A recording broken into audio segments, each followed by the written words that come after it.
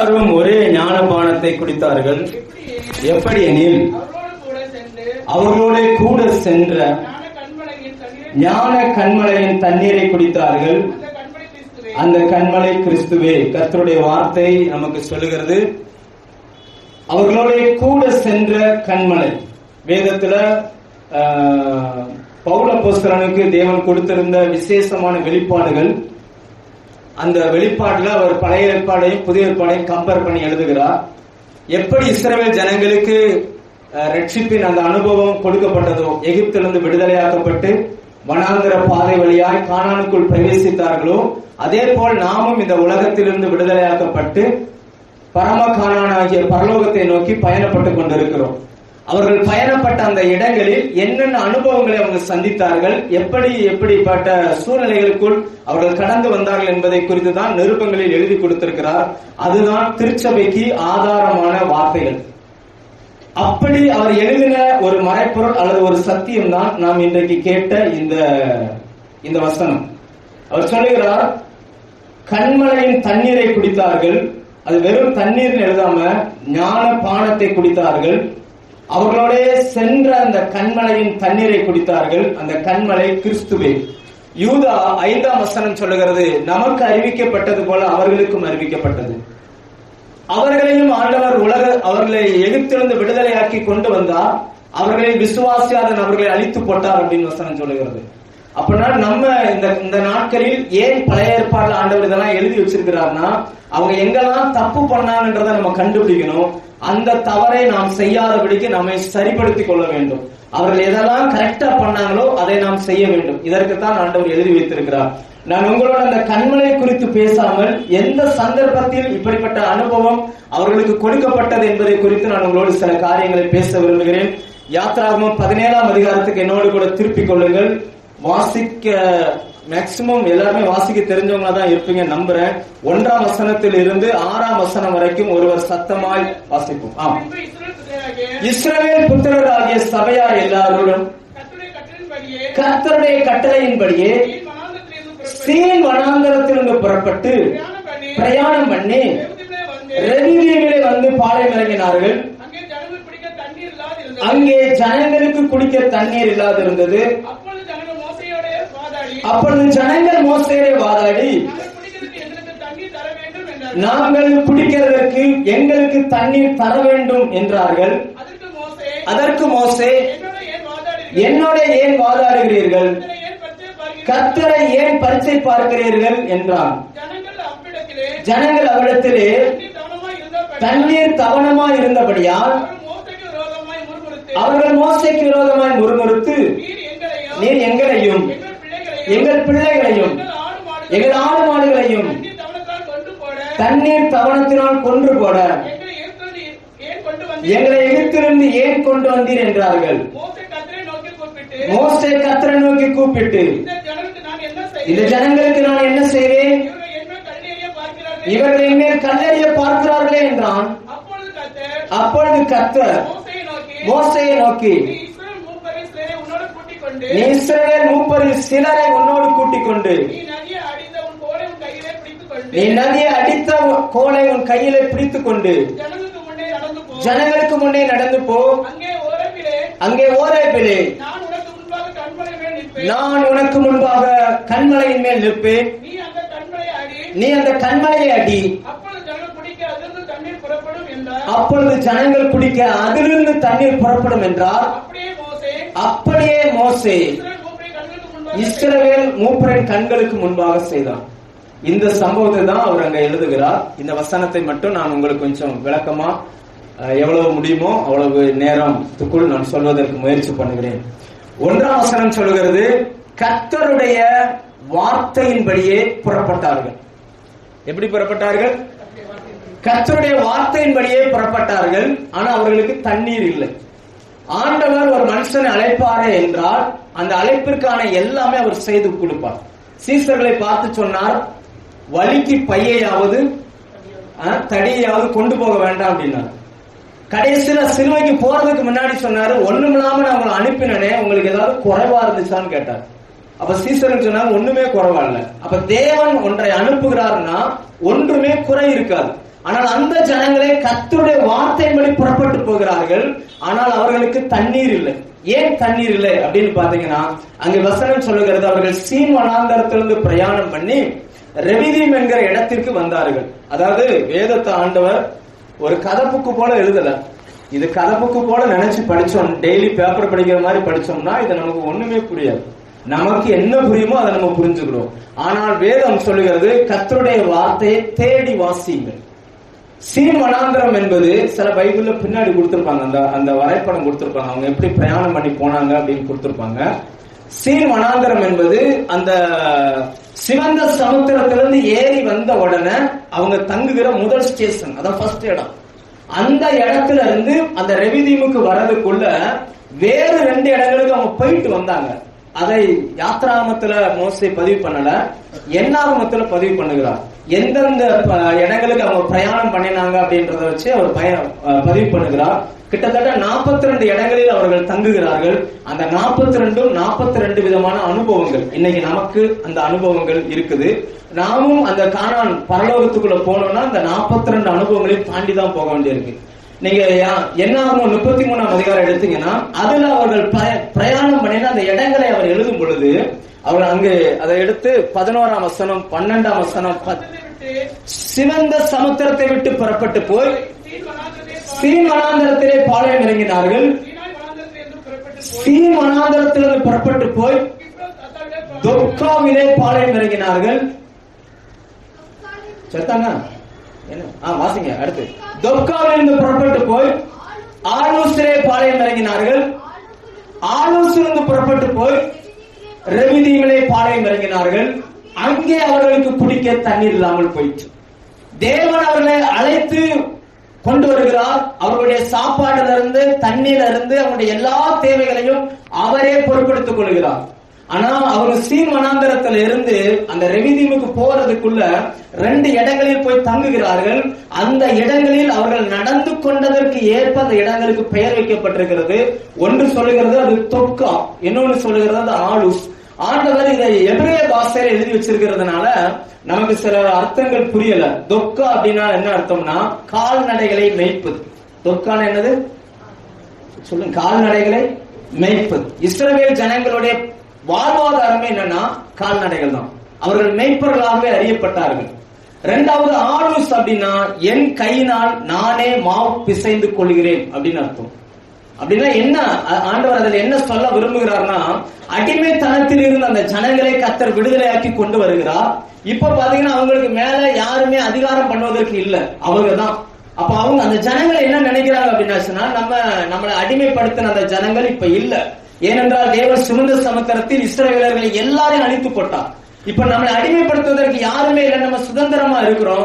நம்ம கையில நிறைய ஆடு மாடு மிருக ஜீவன்கள் இருக்குது. நாமளே நம்ம ஆடு மாடுகளை மேய்ச்சிக்கிடுவோம், நாமளே நமக்கு வாழ்க்கைக்கான எல்லாவற்றையும் நம்மளே செஞ்சுக்கிடுவோம் அப்படின்னு சொல்லி கர்த்தர் மேல் வைக்க வேண்டிய அந்த நம்பிக்கையை தூக்கி தங்கள் ஆடு மாடுகள் மேலும் தங்கள் மேலும் அவர்கள் வைக்க ஆரம்பித்தார்கள். அதனுடைய விளைவு என்ன அப்படின்னா அவர்களுக்கு தண்ணீர் இல்லாமல் போயிற்று. முதல்ல ஒண்ணு புரிஞ்சுக்கோங்க, நமக்கு கர்த்தர் தந்திருக்கிற வசதி வாய்ப்புகள் நம்மளுடைய சோர்ஸ் கிடையாது, கர்த்தர் தான் நம்முடைய சோர்ஸ். இல்லையா? நான் சொல்றது எத்தனை பேருக்கு புரியுதுன்னு தெரியல. தேவனால் அழைக்கப்பட்டு தெரிந்து கொள்ளப்பட்டுதான் கர்த்தருக்குள்ள நம்ம வந்தோம்.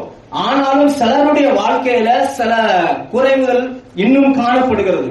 அவர்களுக்கு தண்ணீர் இல்லாமல் போனது போல நம்முடைய வாழ்க்கையிலும் சில குறைவுகளோட நம்ம இருக்க பழகுகிறோம். சில நேரங்களில் நாம் முறுமுறுக்கிறோம். தேவன் என்னை ஏன் இப்படி வச்சிருக்கிறார், என் தொழில் ஏன் இப்படி இருக்குது, என் குடும்பம் ஏன் இப்படி இருக்குது, என் பொருளாதாரம் ஏன் இப்படி இருக்குது, என்னுடைய சபை ஏன் இப்படி இருக்குது, என்னுடைய ஊழியம் ஏன் இப்படி இருக்கு, நம்ம சில குறைவுகளை குறித்து நினைக்கிறோம். அப்படி நினைக்கிறோம் அப்படின்னா ஒண்ணு புரிஞ்சுக்கோங்க, அந்த ஜனங்களுக்கு ஏன் குறைப்பட்டாங்கன்னா தேவனை மட்டுமே பார்த்து கொண்டிருந்த நம்முடைய கண்கள் இப்ப அங்கிருந்து மாறி ஆடு மாடுகளை பார்க்க ஆரம்பிச்சிச்சு. தங்களுடைய சோர்ஸ், ஒருத்தர் வேலைக்கு போறாருன்னா வேலையில இருந்து வருகிற வருமானங்கள் உங்களுக்கு போதுமானதா இருக்கும். ஆனா அந்த வருமானத்தை வைத்து அல்ல கர்த்தர் உங்களை நடத்துவது. வருமானம் இருந்தாலும் இல்லாமல் போனாலும் கர்த்தர் உங்களை நடத்த முடியும். அல்லேலூயா. அநேக நேரங்களில் கிறிஸ்தவர்கள் எங்கே தவறு பண்ணுகிறார்கள் என்றால் தேவனை விட்டு தேவன் தருகிற சோர்ஸ் மேல அவங்களுடைய கண்களை பதிய வைக்கிறார்கள். அதனுடைய விளைவு தங்கள் வாழ்க்கையில் குறைவுகளை அவர்கள் அனுபவிக்க ஆரம்பிக்கிறார்கள். இந்த பாடத்தை ஆண்டவர் அந்த ஜனங்களுக்கு சொல்லிக் கொடுக்கணும்னு விரும்பினார். ஏன்னா இப்போ அங்க இருந்து வெளியில வந்துட்டாங்கல்ல, வெளியில வந்தாலும் இவங்களுக்கு அதிகாரம் செலுத்துவதற்கு யாருமே கிடையாது. 400 வருஷம் அடிமையா இருந்தவர்கள். நினைவு தெரிஞ்சிருந்து காலையில வேலைக்கு போகணும், சாயங்காலம் வீட்டுக்கு வரணும். காலையில போனாங்கன்னா நைட்டு தான் வீட்டுக்கு வருவாங்க. அப்படிதான் அவங்க இருந்துட்டு இருந்தாங்க.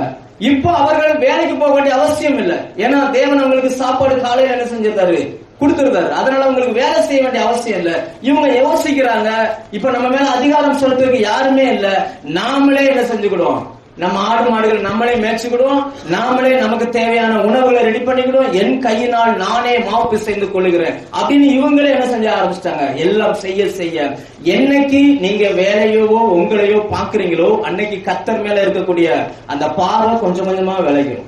ஆனால் தேவனுடைய சுபாவம் என்ன தெரியுமா, உன் முழு இருதயத்தோடும் முழு ஆத்மாவோடும் முழு பலத்தோடும் உன் தேவனாய கர்த்தரிடத்தில் அன்பு அப்படின்னு அர்த்தம் என்னன்னா, என்னையவே நீ சார்ந்து இருக்கணும் ஆண்டவர் விரும்புகிறான். என்னையதான் நீ சார்ந்து இருக்கணும். என்னைய விட்டுட்டு வேற எதை சார்ந்தாலும் சரி உன்னுடைய வாழ்க்கையில் அது நிமித்தமாக குறைகளை நீங்க சந்திப்பீங்களே தவிர ஒரு நாளும் திருப்தியை நம்மால் பார்க்க முடியாது. இதை தேவ பிள்ளைகள் நன்றாய் விளங்கிக் கொள்ள வேண்டும். நிறைய நேரங்கள்ல நம்ம மாம்சத்தின் மேல நம்பிக்கை வைக்கிறோம், என்னால முடியும், நான் செஞ்சிருவேன் அப்படின்னு சொல்லி. என்னைக்கு அந்த நம்பிக்கை உங்களுக்குள் ஆழமாய் வருகிறதோ அன்னைக்கே உங்கள் மாம்சத்தில் பலகீனங்களை கர்த்தர் அனுமதிக்கிறார். நான் சொல்ற எத்தனை பேர் ஒத்துக்கிறீங்க? நான் நல்லா புரிஞ்சுக்கோங்க, நான் உங்களை ஆசீர்வதிக்கும்படியா வந்திருக்கிறேன். ஆனா அந்த ஜனங்கள் எங்க தப்பு பண்ணாங்கன்றத நான் என்ன செய்றேன், உங்களுக்கு சொல்லி தருகிறேன்.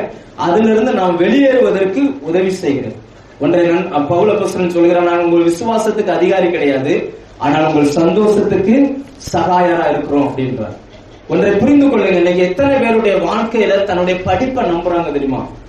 கொஞ்சம் படிச்சிட்டோம் அப்படின்னா எனக்கு படிப்பு இருக்குது, இனி எனக்கு யாருமே தேவையில்லை, எனக்கு வேலை இருக்குது, இனி எனக்கு யாருமே தேவையில்லை, கர்த்தர் எனக்கு உதவி செஞ்சாலும் செய்யாட்டாலும் இந்த ஆடு மாடுகளை வச்சு நான் படைச்சிருவேன் அப்படி நம்ம நினைச்சுக்கிட்டு இருக்கிறோம்.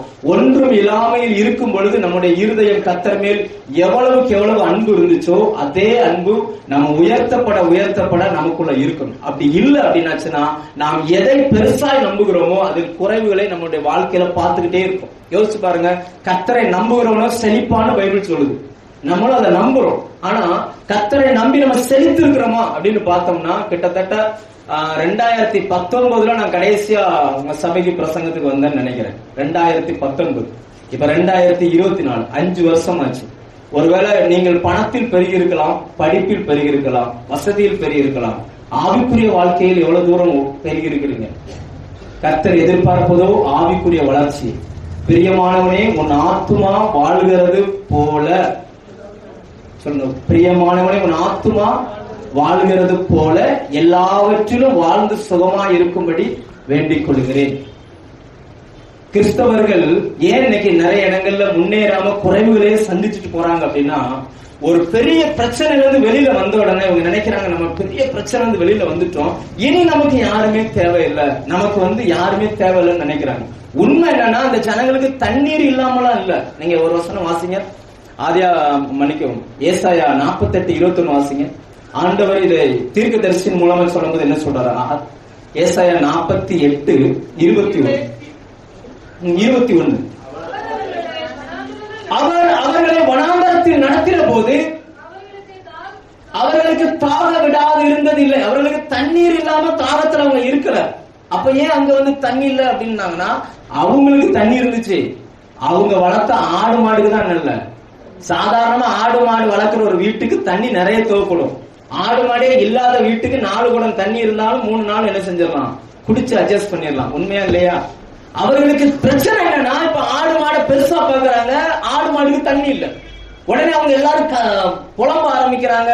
ஊழியக்காரர்கிட்ட போய் என்ன செய்யறாங்க, நல்லா இருக்கும் போதெல்லாம் ஊழியக்காரர் தேடல, குறை வந்த உடனே முறுமுறுப்பெல்லாம் யார் பக்கமா திரும்புது? மோசே மேல திரும்புது. எங்களுக்கு தண்ணீர் இல்லை, எங்களுக்கு தண்ணீர் இல்லை. அவரு என்ன செய்வாரு? அவருக்கும் தானே தண்ணி இல்லை, அப்படிதானே? அவருக்கும் தானே தண்ணி இல்லை, அவரும் அந்த வழியில தானே வந்துட்டு இருக்கிறாரு, அவருக்கும் தானே தண்ணி இல்லை. அப்ப ஒன்றை தேவன் ஏன் அந்த குறைவுகளை அனுமதித்தார் என்றால், நம்முடைய பார்வை கர்த்தர் மேல இல்லாம வேற எதன் மேல இருக்குதான்றதை இந்த கால வேளையில கொஞ்சம் சிந்திச்சு பார்ப்போம். உங்களை, அதாவது இப்ப நான் ஒரு ஊழியக்காரனா, என்னை அழைத்தவர் கர்த்தர், நான் அவரை சார்ந்து நிக்கிற வரைக்கும் ஒரு குறையுமே எனக்கு இருக்காது. என்னைக்கு அந்த அழைப்பை நான் அவர் பயன்படுத்துகிற மனிதர்கள் மேல சார்ந்து நிக்கிறேனோ அன்னைக்கு எனக்கு குறைவுகள் வர ஆரம்பிச்சோம். நான் சொல்ற எத்தனை பேர் ஒத்துக்கிறீங்க? லேலுயா. ஒரு எக்ஸாம்பிள் சொல்றேன்னு, ஒரு சிஸ்டர் வந்து எனக்கு மெசேஜ் பண்ணாங்க. அவங்க வெளிநாட்டுல இருக்கிறாங்க. டெய்லி செய்தியை வந்து யூடியூப்ல நாங்க போடுறோம். அதை கேட்டுட்டு அவங்க ஒரு மெசேஜ் பண்ணாங்க, பாஸ்டர் உங்களுடைய அக்கௌண்ட் நம்பரை எனக்கு கொஞ்சம் அனுப்புங்க அப்படின்னு சொல்லி. நானும் அக்கௌண்ட் நம்பர் அனுப்பிட்டேன். அனுப்புற தப்பு கிடையாது, அக்கௌண்ட் நம்பர் அனுப்பியாச்சு. ஒரு பெரிய ஒரு தேவையில நான் அந்த நேரத்தில் இருந்துகிட்டு இருக்கேன். அப்ப நான் ஜெபம் பண்ணிட்டே இருக்கும்போது அந்த சிஸ்டர் இந்த மெசேஜ் அனுப்புனாங்க. அவங்களுக்கு அனுப்பிட்டு இப்ப ஜெபம்லாம் என்ன ஆயிடுச்சு, குறைஞ்சு போய் ஒரே வாட்ஸ்அப்பா தேடிக்கிட்டு இருக்கிறேன். இவங்க எப்போ அடுத்து ரிப்ளை பண்ணுவாங்க, எப்போ ரிப்ளை பண்ணுவாங்க, எப்போ ரிப்ளை. ஒரு நாள் ஆச்சு, 2 நாள் ஆச்சு, 3 நாள் ஆச்சு, 4 நாள் ஆச்சு. கடைசியில ஒரு பதிலுமே வரல. கடைசியில பார்த்தா அந்த வாட்ஸ்அப்ல ஒவ்வொரு நாளும் அனுப்புறது அழிஞ்சு போகும்ல, ஒரே நாள் அனுப்புறோம்னு அழிகிற மாதிரி ஒரு செட்டிங் இருக்குல்ல, அவங்க அது போட்டு வச்சிருந்திருக்கிறாங்க. எனக்கு அது தெரியாது. நான் அனுப்பின பெயிருக்கு ஆனா மறுநாள் என்ன செஞ்சிருச்சு, அழிஞ்சு போச்சு. நான் அவங்களே பார்த்துக்கிட்டு இருந்ததுனால இப்ப வரைக்கும் அங்க இருந்து எதுவுமே வரல. இது நடந்து 3 மாசம் ஆச்சு. ஆனா ஒரு தேவை, அந்த தேவை வந்து நான் தேவ சமூகத்துல போய் நிக்கும் போது ஆண்டவர் சொன்னா, நீ அவ்வளவுதானே நம்பின, அவ்வளவு உன்னை ஒழித்து கலைச்சா. நான் சொல்ல புரியுது உங்களுக்கு? கர்த்தர் அவர்களை விடுதலையாக்கி கொண்டு வருகிறார். ஆனா அந்த ஜனங்கள் அந்த விடுதலை விட்டுட்டாங்க, தன்னை விடுதலையாக்கிற கர்த்தரை விட்டுட்டாங்க. இப்ப எங்க வந்து நிக்கிறாங்கன்னா, இந்த ஆடு மாடுகளை என்னை போஷித்துரும் அப்படின்னு நம்பி நிக்கிறாங்க. மருத்துவம் நமக்கு உதவி செய்யாதுங்க. நம்ம கற்ற கல்வி நமக்கு என்ன செய்யாது, உலகத்தான் நம்மளோட நிறைய படிக்கிறான், அது நமக்கு உதவி செய்யாது. கர்த்தரை சொந்த ரட்சகராய் ஏற்றுக்கொண்ட ஜனங்களுக்கு அவர் ஒருத்தர் தான். அங்க இருந்துதான் நமக்கு எல்லாமே வரும். இதை ஒரு நாள் நீங்க மறந்துடாதீங்க. தேவன் தருகிற வேலை அல்ல, வேலையை தந்த கர்த்தரை பாருங்க. தேவன் தந்திருக்கிற குடும்பம் அல்ல, குடும்பத்தை தந்திருக்கிற கர்த்தரை பாருங்க. தேவன் தந்திருக்கிற ஊழியக்காரனை அல்ல, ஊழியக்காரனை தந்திருக்கிற கர்த்தரை பாருங்க. நீங்க செழிப்பீங்க. லேலுயா. இரண்டாவது, ஆண்டவர் அவர்களுக்கு சொன்னார். முதல் பாடம் இது. இரண்டாவது பாடம் என்னன்னா, அந்த 4ஆம் வசனம் வாசிங்க. 5ஆம் வசனம். அப்பொழுது கர்த்தர் மோசேயை நோக்கி, நீ இஸ்ரவேல் மூப்பரில் சிலரை உன்னோட கூட்டிக் கொண்டு நீ நதியை அடித்த உன் கோலை உன் கையில பிடித்துக் கொண்டு, அதாவது கோலை பிடித்துக் கொண்டு போன்னு மட்டும் சொல்லியிருந்தா பிரச்சனை இல்லை. பர்டிகுலரா சொல்லுகிறா, நீ நதியை அடித்த கோலை, நதியை அடித்த கோலை பிடித்துக் கொண்டு ஜனங்களுக்கு முன்னாடி போ. எல்லாரையும் கூட்டிட்டு போய் சொல்லல, இஸ்ரவேல் மூப்பரில் சிலரை.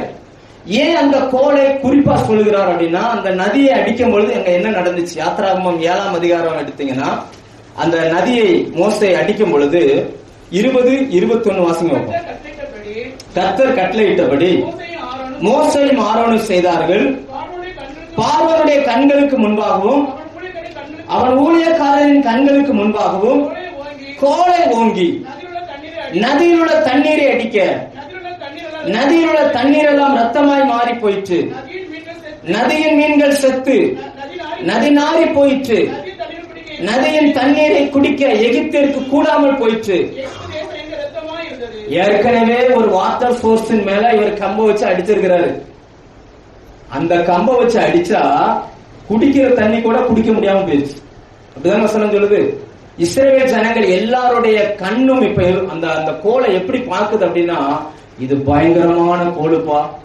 தண்ணி அடிச்சுச்சுன்னா ரத்தமா மாறிடும், தரையை அடிச்சுச்சுன்னா பேனா மாறிடும், வானத்தை நோக்கி கோலை ஓங்கி நீட்டினா இருளா மாறிடும், வெட்டுக்கிளி வரும், சேதம். கோல் என்பது எதை குறிக்குது? ஏசாயா 11:4 பாத்தீங்கன்னா, கோல் என்பது தேவனுடைய வார்த்தையை குறிக்கிறது. வாக்கின் கோலா அப்படின்ற வார்த்தை இருக்கும். அவருடைய கோலும் அவருடைய தடியும் நம்மை தேற்றும் அப்படின்னாச்சுன்னா, கர்த்தருடைய வார்த்தை நம்மளை என்ன செய்யும்? தேற்றும். ஆண்டவர் சொல்லுகிறார், உனக்கு தண்ணி வேணும்னா அந்த வேத வசனத்தை எடுத்துட்டு வா. அது அந்த வேத வசனத்தை குறித்து அந்த ஜனங்கள் என்ன நினைச்சுக்கிட்டு இருக்கிறாங்க அப்படின்னா, இது பயங்கரமானது. இது என்னதான் பயங்கரமானது. அவங்களுடைய பார்வை எப்படி இருந்துச்சுன்னா, மோசேயின் கரத்தில் இருந்த கோல் நியாய தீர்ப்பின் கோலாகவே அவங்க பார்த்துக்கிட்டு இருந்தாங்க. ஆனா தேவனோ அந்த நியாய தீர்ப்பு இஸ்ரவேலருக்கு கிடையாது, எகிப்தியனுக்கு மட்டும்தான் நியாய தீர்ப்பு. இஸ்ரவேல் ஜனங்களுக்கு அது என்ன செய்யல, ஒரு தீங்குமே செய்யல. அவர்கள் தேசத்தில் வெளிச்சம் இருந்தது. அவர்கள் ஆடு மாடுகள் ஒன்று கூட சாகல. அவர்கள் வீட்டுக்குள் தவளை வரல. ஆனா இவங்க அதெல்லாம் மறந்துட்டாங்க. அவங்க பார்வையெல்லாம் எதன் மேலதான் இருந்துச்சு? ஐயோ, இந்த கோல்னா பயங்கரமானதுப்பா அப்படின்னு சொல்லி. இன்னைக்கும் வேதத்துல நியாய தீர்ப்பின் வார்த்தைகள் இருக்குது. இது யாருக்குன்னா துன்மார்க்கனுக்கும் தேவனை மறக்கிறவனுக்கும் தேவனுக்கு துரோகம் பண்ணுகிறவனுக்கும் தானே தவிர தேவனை சொந்த ரட்சகராய் ஏற்றுக்கொண்டு அவருக்கு பிரியமாய் வாழுகிறவர்களுக்கு இது இல்லை. எத்தனை பேர் ஒத்துக்கிறீங்க? ரோமர் 8:1 சொல்லுகிறது, அவர்களுக்கு ஆக்கினை தீர்ப்பு இல்ல. வாசிங்க, ரோமர் 8:1 வாசிங்க. ஆனபடியால் கிறிஸ்து இயேசுக்கு உட்பட்டவர்களாய் இருந்து மாம்சத்தின்படி நடவாமல் ஆவியின்படி நடக்கிறவர்களுக்கு அவர்களுக்கு இல்லை. இயேசு கிறிஸ்துவை ஏற்றுக்கொண்டு சொந்த ரட்சகராய் ஏற்றுக்கொண்டு தேவனுடைய ஆவியினால் நீங்கள் நடத்தப்படுவீர்கள் என்றால் நமக்கு ஆக்கினை தீர்ப்பு இல்லை. ஆனா இதை படிக்கும் போதெல்லாம் அந்த ஜட்ஜ்மெண்ட் வசனமா எடுத்து எடுத்து எடுத்து எடுத்து இப்ப இதை பார்த்தாலே எப்படி இருக்குது? சிலரெல்லாம் பைபிள் படிக்கிறத பார்த்தா காலையில எந்திரிச்சோன்னு இப்படி இயேசுவே என்னோடு பேசு, இப்படி இப்படி திறக்கிறது, இப்படி வைக்கிறது. இப்படி கிடையாது, இப்படி கிடையாது. ஆண்டவர் சொன்னார், வேதத்தின் மகத்துவங்களை எழுதி கொடுத்து அவர்களது அந்நிய காரியமா. இது நமக்கு கிடையாதுப்பா. சில பேர் சில நேரங்கள்ல இது பிரசங்கம் பண்றதுக்கு தான், பிரசங்கிக்கிற ஆளுக்கு கிடையாது அப்படின்னு நினைச்சுக்கிறாங்க. அப்படி இல்லை. கர்த்தருடைய பட்டயம் இருபுறமும் கருப்புள்ளது, உங்களுக்கும் வெட்டும் எனக்கும் வெட்டும். நான் சொல்ல ஒத்துக்கிறீங்களா? உங்களுக்கு வெட்டும் எனக்கும் வெட்டும். அப்ப அந்த ஜனங்களுக்கு தேவன் முதலாவது சொல்லிக் கொடுக்க விரும்பினார், நீ நம்புகிறது போல உன் ஆடு மாடு உன்னுடைய சோர்ஸ் கிடையாது, நான் தான் உன்னுடைய சோர்ஸ். உன்னால உன் சாப்பாடை சரிப்படுத்த முடியாது, நான் கொடுத்தாதான் உன்னால சாப்பிடவே முடியும். 2 பேர் இருந்தாங்க. ஒருத்தர் பாத்தீங்கன்னா எப்பவும் ஸ்தோத்திரம் சொல்லிட்டே இருப்பார். ஒரு வேலைக்கு போயிருக்கிறாங்க, ஒரு பெரிய சம்பளம் வந்திருக்குது. உடனே ஒருத்தர் சொன்னாராம், கர்த்தருக்கு ஸ்தோத்திரம், நமக்கு இன்னைக்கு ஒரு பெரிய சம்பளத்தை கொடுத்திருக்கிறார் அப்படின்னு சொல்லி 2 பேரும் மீன் வாங்கிட்டு போனாங்க. மீன் வாங்கிட்டு போனோம்னா ஒருத்தன் மீனை வாங்கிட்டு ஒருத்தன் சொல்லியிருக்கிறான், இன்னைக்கு மீன் கிடைப்பதற்கு ஆண்டவர் உதவி செய்தார், கர்த்தருக்கு ஸ்தோத்திரம். அவன் சொல்லியிருக்கான், இல்லை நம்ம சம்பாதிச்சோம், நம்ம மீன் வாங்கிக்கலாம், இதுல கர்த்தருக்கு என்ன ஸ்தோத்திரம் கிடக்கு, என் பொண்டாட்டிட்டு நான் கொடுப்பேன், அவன் நல்ல சமைச்சு தருவான் அப்படின்னு இப்படி சொல்லியிருக்கிறான். கொஞ்சம் நேரம் ஆணை பார்த்தா மத்தியானத்துக்கு அப்புறம் அந்த ஸ்தோத்திரம் சொன்ன வீட்டுல சாப்பிட்டு முடிச்சுட்டாங்க. இந்த ஒரு மாதிரி திமுறா பேசுறாங்கல்ல, அவன் வீட்டுல அவன் மனைவிட்ட கொண்டு கொடுத்தோன்னா மனைவி நல்ல சூப்பரா சமைச்சு கொடுத்துருக்கு. இவர் போய் உட்காந்து அந்த சிலருக்கும் அந்த சாப்பாடை பார்த்தோன்னா அந்த வாசனை வந்து உள்ளுக்குள்ள பசியது ஒரு மாதிரி பண்ணிடும். உட்காந்துட்டு அந்த சாப்பாடை வச்சோடனே இவர் தன்னை அறியாமலே பேசியிருக்காரு. அந்த அம்மா கிச்சனுக்குள்ள நின்று இருக்குது. இவர் தன்னை அறியாம என்ன பேசியிருக்கிறாருன்னா, என் பொண்டாட்டி இன்னைக்கு எவ்வளவு அழகா சமைச்சிருக்கிறா, இதுக்கு போய் கர்த்தருக்கு ஸ்தோத்திரம் சொல்றாங்க. உள்ள இருந்த ஆளுக்கு இது என்ன சொல்றீங்கன்னு சரியாவே புரியல. இவர் என்ன பேசுறான்னு சரியா புரியல. என்னத்தையோ பேசுறாருன்னு புரிஞ்சுக்கிட்டு அந்த அம்மா என்ன பண்ணிருச்சு, கோபத்துல வந்து, நீ தான் ஒரு மனுஷனா, உனக்கு எவ்வளவு சமைச்சு கொடுத்தாலும் பத்தாதுன்னு சாப்பிட முடியாம சண்டை வந்து குழம்ப கொட்டி தூக்கி தெருவுல எரிஞ்சிட்டு கோபமா வந்து உட்கார்ந்து இருக்கிறார். அப்ப முதல்ல சோத்திர நாள் வந்திருக்கிறார். அவர் வந்து கேட்டிருக்காரு, என்னப்பா சாப்பிட்டியா அப்படின்னு. எங்க சாப்பிட, என்ன நல்ல சமைச்சு வச்சுட்டு சாப்பிடா விடுற, சாப்பிடுற நேரத்துல தான் அந்த வாயை திறக்கிறா. நான் உங்களையும் சொல்லல, இதெல்லாம் தீர்க்க தரிசனம் கிடையாது. சாப்பிடுற நேரத்துல தான் வாயை திறக்கிறா, எங்க சாப்பிட முடியும்? அப்ப சொன்ன, இதுக்குதான் அப்பவே சொன்னேன், கர்த்தருக்கு தான், அவர் மனசு வச்சாதான் நமக்கு எதுவுமே. இல்லையா? நீங்க ஒத்துக்கிட்டாலும் சரி, ஒத்துக்கிடாமல் போனாலும் சரி, தேவன் தம்மை பரியாசம் பண்ண ஒட்டான். மனுஷன் எதை விதைக்கிறானோ அதை அறுப்பான். அதுல மாற்றுகிறதே கிடையாது. முதலாவது அவர்களுக்கு அதை உணர்த்தினார். 2வது அவர்களுக்கு இந்த வசனத்தின் மேல இருக்கக்கூடிய பார்வை என்ன செய்யறாரு, திருப்பினார். இன்னைக்கு ஜீவ தண்ணீராகி அந்த கண்மலையில இருந்து அந்த தண்ணீர் உங்களுக்குள்ள வரணும்னா இந்த பார்வையை ஃபர்ஸ்ட் நீங்க மாத்தணும். இத நீங்க தப்பா பார்த்துக்கிட்டு அங்கிருந்து கிறிஸ்துவிடம் இருந்து எதையுமே உங்களால் பெற்றுக்கொள்ள முடியாது. ஏன்னா தேவன் என்ன செஞ்சாலும் தன்னுடைய வார்த்தை அனுப்பிதான் செய்வார். நீங்க ஏசாயா 55ஆம் அதிகாரம் எடுத்தீங்கன்னா 10-11 இந்த வசனம் சொல்லுகிறது, மாரியும் உறைந்த மழையும் வானத்திலிருந்து இறங்கி பூமியை நனைச்சி முளையை கிளம்ப பண்ணி விதைக்கிறவனுக்கு விதையும் புசிக்கிறவனுக்கு ஆகாரத்தையும் கொடுக்கிறது எப்படியோ அப்படியே என் வாயிலிருந்து புறப்படுகிறவனோட என்னுடைய வார்த்தையும் நான் விரும்பின காரியம் ஆகும்படி அது செய்யும். அது செஞ்சு முடிச்சுட்டு தான் திரும்ப வரும் அப்படின்னா. ஆனா என்ன பிரச்சனைனா, நம்ம இது என்னவா பார்த்துக்கிட்டு இருக்கிறோம், தப்பாவே பார்த்துக்கிட்டு இருக்கோம். இது ஜட்ஜ்மெண்ட். இது என்னது, இது ஜட்ஜ்மெண்டா? இது ஜட்ஜ்மெண்ட். ஆமா, ஜட்ஜ்மெண்ட் தான். இயேசுவை அறியாதவர்களுக்கும் இயேசுக்கு துரோகம் பண்ணுகிறவர்களுக்கும் இயேசுவிடத்துல வந்து சுபாவத்தை மாற்றிக்கொள்ளாதவர்களுக்கும் இது ஜட்ஜ்மெண்ட். ஆனால் அவரையே தன்னுடைய சொந்த ரட்சகராக ஏற்றுக்கொண்டு அவருக்காகவே வாழுகிறவர்களுக்கு இது நித்திய ஜீவனுக்கு நேராய் நடத்துகிற ஜீவ புத்தகம். அல்லேலூயா.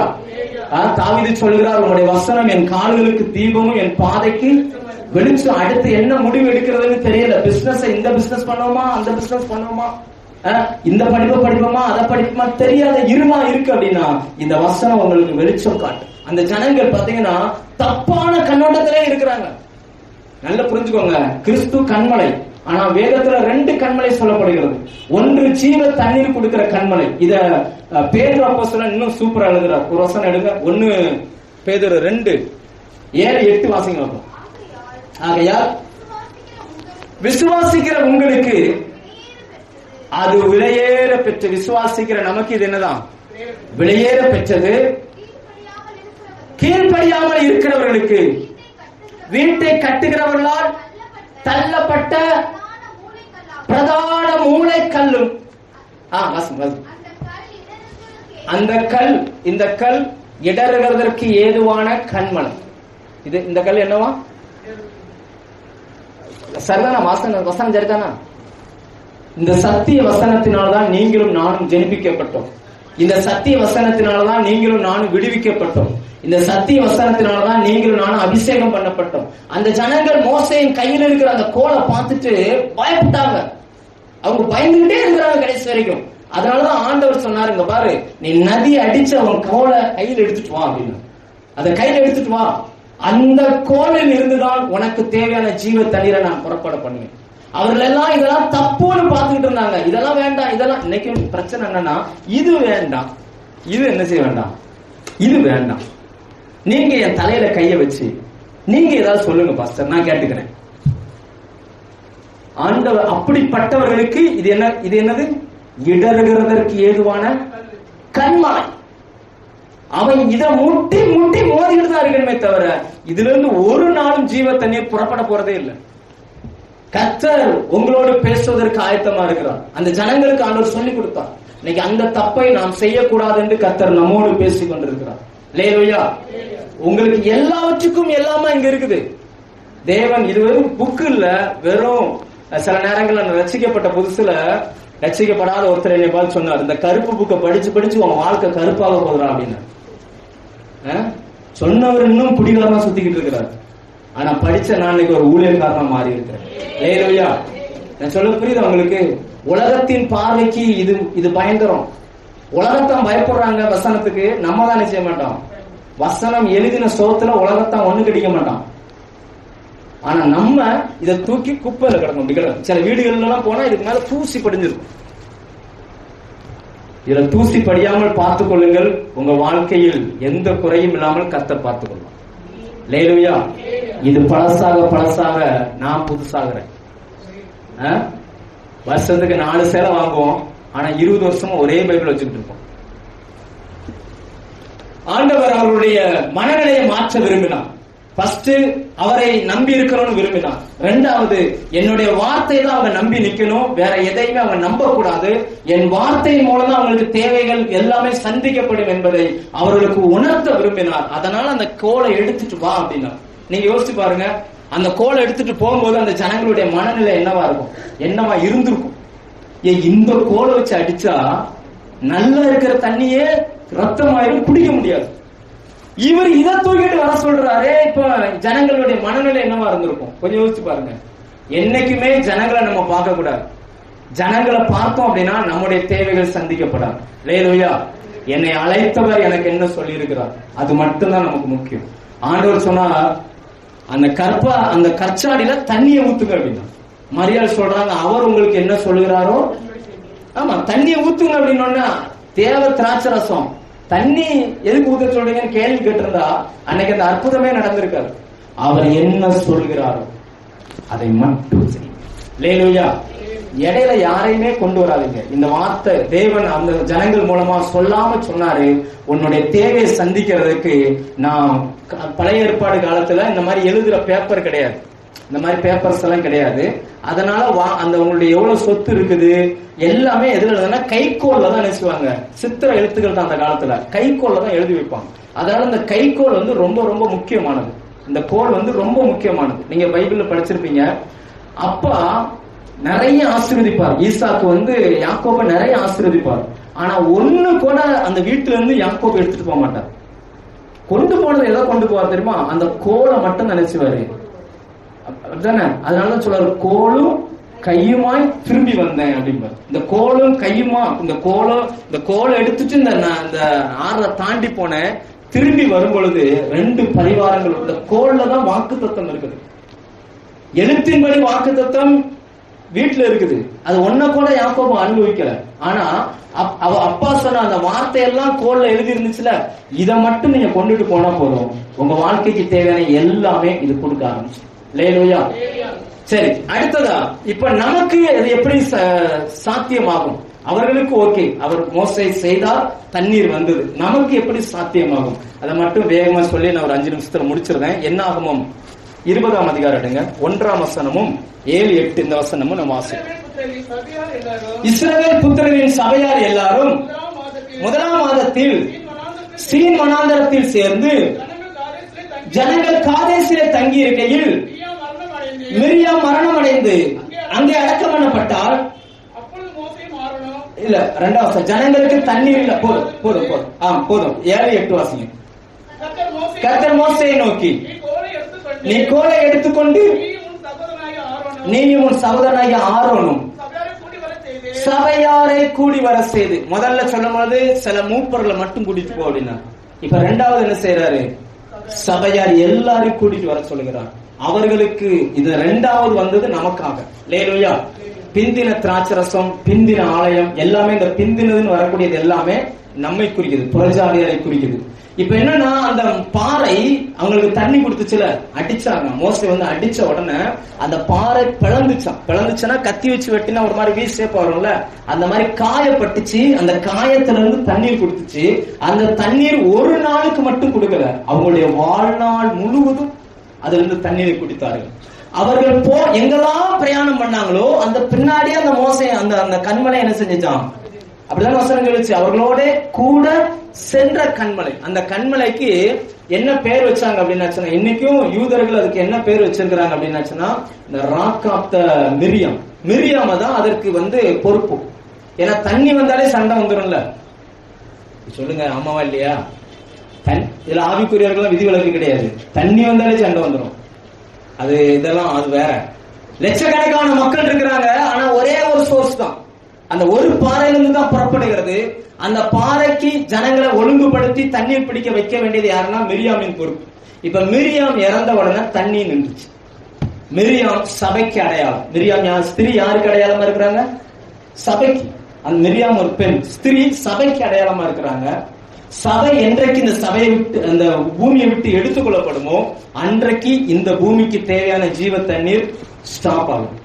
சபை எடுத்துக்கொள்ளப்பட போகிற காலகட்டத்துலதான் நீங்களும் நானும் உட்கார்ந்து இருக்கோம். லேலூயா. இப்போ உங்களுக்கு தண்ணீர் வேணும் அப்படின்னா, இப்ப நமக்கு தண்ணீர் வேணும்னா அந்த 8ஆம் வசனம் சொல்லுகிறது, அந்த கோலை எடுத்துட்டு போ, ஆனா அடிக்க தேவையில்லை, அது ஏற்கனவே அடிக்கப்பட்ட வண்ணமா இருக்குது, நீ அதை பார்த்து பேசு அப்படின்னா. என்ன செய்யணுமா? பேசு அப்படின்னா அது இஸ்ரவேல் ஜனங்களுடைய வழக்க சொல், அவங்களுடைய வழக்க சொல். இப்ப உதாரணத்துக்கு இந்த சுவரை பார்த்து பேசணும்னா, சுவரை பார்த்துட்டு சுவரே தண்ணி குடு அப்படின்னு அர்த்தம் இல்ல. அவங்களுடைய வழக்க சொல்லணும்னா அதுகிட்ட போய் பார்த்து பேசுனா, அங்க போய் வசனத்தை பேசுறது, அங்க போய் அதை பார்த்து என்ன செய்வாங்க? வசனத்தை பேசணும். இன்னைக்கும் உங்களுக்கு என்ன தேவையோ இந்த வசனத்தை கையில் வைத்துக் கொள்ளுங்கள், இதை உங்க வாயினால் பேசுங்கள், அந்த கண்மலை உங்களுக்கு தண்ணீரை கொடுக்கும். லேலூயா. அந்த யோவான் 4ஆம் அதிகாரத்தில் ஒரு பெண்ணை பார்க்கிறோம். அந்த பெண் உட்கார்ந்து இருக்கும் பொழுது இயேசு சொல்லுகிறார், உனக்கு ஜீவ தண்ணீரை நான் தர்றேன், நான் கொடுக்கிற தண்ணீர் உனக்கு கிடைச்சிச்சுன்னா ஒரு காலம் உனக்கு தாகம் வராது. அந்த பெண் சொல்லுகிறாள், கிணறும் ஆழம், உங்க கையில எதுவுமே கிடையாது, எப்படி தருவீங்க அப்படின்னு சொல்லி. ரைட், அந்த சொல்ல புரியுதா? அன்னைக்கு அந்த பெண்ணை போலதான் இன்னைக்கு நம்ம நிறைய நேரங்கள் என்ன செஞ்சுட்டு இருக்கோம், நாம் சில சோர்ஸ மட்டுமே பார்த்துக்கிட்டு இருக்கிறோம். இல்ல, கர்த்தரால் உங்களை எப்படி ஆசீர்வதிக்க முடியும். லேலூயா. நம்ம யோசிக்கிறோம்ல, சில நேரங்கள் இந்த லோன் எழுதியிருக்கிறேன், இந்த லோன் பாஸ் ஆகி வந்த உடனே இந்த வேலையை ஆரம்பிச்சிடும். நம்ம நோக்கமெல்லாம் எதுல இருக்குது? லோன். லோன். கர்த்தர் சொல்வார், லோன் வந்தாலும் வராட்டாலும் என்னால உன்னை ஆசீர்வதிக்க முடியும். நான் சொல்ல புரியுதா? நம்ம லோனை மட்டுமே பார்த்துட்டு இருந்தோம்னா நம்ம சில குறைவுகளை வாழ்க்கையில அனுபவிச்சுட்டே தான் இருக்கும். சோ இதுல இருந்து நீங்க வெளியில வரணும் அப்படின்னாச்சுன்னா ரெண்டு காரியம் முக்கியமானது. ஒண்ணு, அவரை பார்க்கிற பார்வை. ரெண்டாவது, அவருடைய வார்த்தையை பார்க்கிற பார்வை. இன்னைக்கு உங்களுக்கு தேவையான எதுவா இருந்தாலும் சரி, பேசுங்க. வாயை திறந்து என்ன செய்யுங்க? ஆண்டவர் முதலாவது அடிக்க சொன்னார். அடிக்கிற இடத்துல பேச வேண்டிய அவசியம் இல்லை. நமக்காய் இன்றைக்கும் இயேசுவின் ரத்தம் பேசுகிறது. அல்லேலூயா. கடைசி ஒரு வசனத்தை வாசிச்சு நம்ம முடிச்சுவோம். எபிரேயர் 12:24 வாசிங்க. நமக்காய் பேசுகிற அந்த ரத்தம். 12:24. எபிரேயர் 12:24.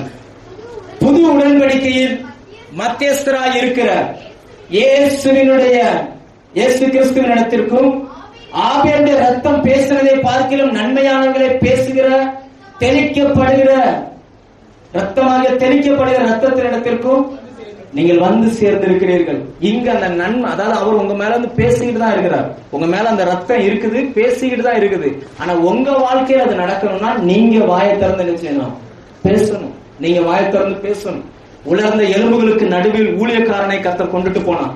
ஊழியக்காரன் பக்கத்துல நின்னுட்டு கர்த்தர் சொன்னார், இந்த எலும்புகள் உயிரடையுமா? ஊழியக்காரர் சொல்ல உங்களுக்கு தான் தெரியும். அதுக்கு அடுத்து இவர் சொல்கிறார், நான் சொன்னதை போல சொல்லுன்றார். ஏன்? கர்த்தர் சொல்லும் பொழுதும் அந்த எலும்புகளுக்கு நடுவுல தான் சொல்றார். ஆனா ஒரு அசைவும் வரல. அவர் சொன்னதை இந்த ஊழியக்காரன் பேசின உடனே அசைவுகள் என்ன செஞ்சிருச்சு? எழுதப்பட்ட அந்த வார்த்தை உங்க கையில இருந்தாலும் இத பேசுங்க. இத என்ன செய்யுங்க? பேசுங்க. கர்த்தர் என் விளக்கை ஏற்றுவார். கர்த்தரால் என் பிள்ளைகள் போதிக்கப்பட்டிருப்பாங்க. கர்த்தரால் நான் இந்த பூமியில் ஆசீர்வதிக்கப்பட்டிருப்பேன். கர்த்தரால் நான் கீழாகாமல் மேலாவேன். என் சந்ததி பலத்திருக்கும். இப்படி வார்த்தைகளை பேசுங்க. பேசுனீங்கன்னா அடிக்கப்பட்ட அந்த கண்மலை தன் ஜீவ தண்ணீரை நமக்கு கொடுக்க ஆரம்பிச்சு. நம்ம பிரச்சனை என்னன்னா, நம்ம பேச மாட்டோம், லெட்டர் எழுதுவோம், ஐயா யாராவது எனக்காக பேசுங்க ஐயா. சோ இதெல்லாம் விட்டுட்டு கர்த்தருக்கும் உங்களுக்கும் இடையில எந்த மீடியேட்டரையும் கொண்டு வராதீங்க. ஆண்டவர் அவர்களோடு கூட சென்ற கண்மலையின் தண்ணீரை அவர்கள் குடித்தார்கள்னா இந்த 3 தான் முக்கியமானது. 1, தேவனை சரியாய் பார்த்தார்கள், அவருடைய வார்த்தையை சரியா பார்த்தாங்க. 3வது, வசனத்தை சரியா பேசினார்கள். அதனுடைய விளைவு அவர்களுக்கு தண்ணீர் கிடைத்தது. இன்னைக்கு நமக்கு அந்த தண்ணீர் வேணும் அப்படின்னா இந்த 3ஐ நாம் செய்யணும். கண்களை மூடுமா? ஒரு நிமிஷம் அப்படி இருக்கிற இடத்துல கண்களை மூடி, நீங்க எந்த சோர்ஸை நீங்க நம்புறீங்க? உங்க படிப்பியா, வேலையவா, எதை நீங்க நம்பி இருக்கிறீங்க? கர்த்தர் உங்களை ஆசீர்வதிக்க விரும்புகிறார். அவர் யார் என்பதற்கு நாம் அடையாளம். உங்க கூட வேலை செய்யறவங்களுக்கு இயேசு யாருன்னு தெரியணும்னா உங்களை வச்சுதான் தெரியணும். ஆனா நீங்க சில சோர்ஸை நம்பி இருக்கிறதுனால சில ஆசீர்வாதங்களை பெற்றுக்கொள்ள முடியாம அந்த ஜனங்களை போல சில குறைவுகளுக்கு நடுவில் நாம் இருக்கிறோம். நீங்க ஆண்டவரை பார்த்து சொல்லுங்க, என் கண்ணை உங்க மேல பதிய வைக்கிற ஆண்டவரே, நான் வசனத்தை நிறைய ஜட்ஜ்மெண்ட் வசனமா மனப்பாடம் பண்றேன். இல்லப்பா, நீர் எனக்கு தகப்பனா இருக்கிறேன். யோசேப்பு அந்த தேசத்தின் அதிபதியா இருந்தான். அநேகர் தானியம் வாங்க வந்தார்கள். எல்லாரும் வெளியில நின்னாங்க. யோசேப்பின் சகோதரர்கள் மட்டும் யோசேப்பின் வீட்டுக்குள் வந்தார்கள். இன்னைக்கு அவருடைய சகோதரர்கள் என்பதற்கு தான் அவருடைய ரத்தம் நம்ம மேல தெளிக்கப்பட்டிருக்கிறது. வாயை திறந்து பேசுங்க.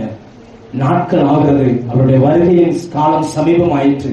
இந்த உலகம் உங்களை சுற்றி இருக்கிற எல்லாரும் இயேசுவை பார்க்கணும். நீங்க ஒரு காலம் என்னிடத்தில் வருகிறவன் ஒரு காலம் தாகமடையான்.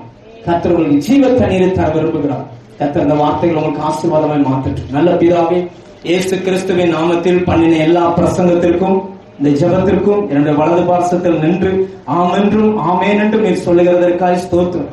உங்க மூச்சு காற்று பிள்ளைகளுடைய இருதயத்தில் படுகிறதற்காய் ஸ்தோத்திரம். வஸ்திரங்கள் அல்ல, எங்கள் இருதயத்தை கிழித்து நாங்கள் திரும்புகிற ஆண்டவர். எங்க வேலைய, எங்க படிப்பை ஆண்டவர், என்னுடைய சோர்ஸ நான் நம்பி இருக்கிற எதெல்லாம் நம்பி இருந்தேன், இப்ப எல்லாத்தையும் விட்டுட்டு மணந்திருக்கிறேன்னு சொல்லி எத்தனை பேர் சொல்றாங்களோ அத்தனை பேருக்கும் புதிய வழி வாசல்களை கத்த தரங்க. ஜீவ தண்ணீர் உள்ள ஊற்று அவர்களுக்குள்ளே புறப்பட்டு போகட்டும். அவர்கள் தங்களுக்கு மாத்திரமல்ல அநேகருக்கு வாழ்வு கொடுக்கிறவர்களாக மாறுவார்களாக. நம்முடைய ஊழியக்காரனா இருந்து திறந்த மனதோடு அவங்களை பிளஸ் பண்றேன். கர்த்தருடைய ஆசீர்வாதம் அவங்க சிரசுல இறங்கட்டும். இயேசுவின் நாமத்தில் பிதாவே. ஆமென்.